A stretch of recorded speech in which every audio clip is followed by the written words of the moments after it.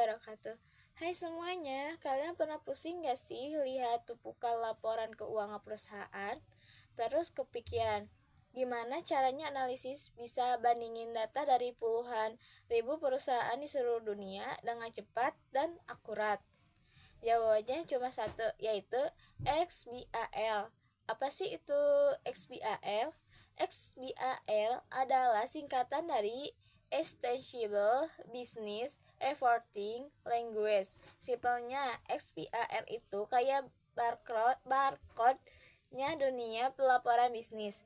Ini adalah bahasa elektronik standar yang dipakai seluruh dunia untuk mengirim, menerima, dan baca informasi keuangan.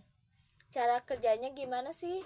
Yaitu dengan setiap elemen laporan kayak total aset, penambatan, laba bersih dikasih tag khusus. Tag ini memungkinkan komputer baca, ngerti, bandingin, dan analisis data secara otomatis. Jadi mirip barcode di produk, tapi ini khusus buat data keuangan. Kenapa XBRL dibutuhkan? Karena hasilnya super cepat dan super akurat.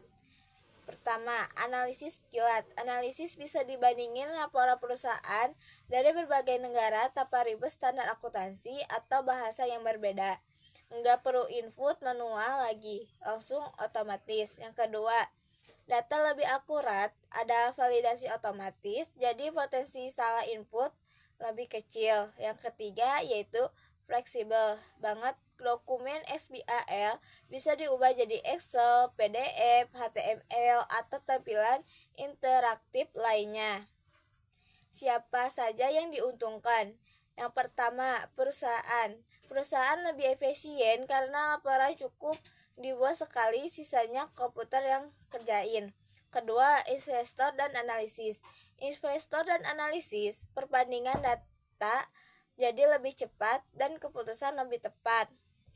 Yang ketiga yaitu regulator seperti IDX, pengumpulan data lebih transparan, rapi, dan mudah diawasi.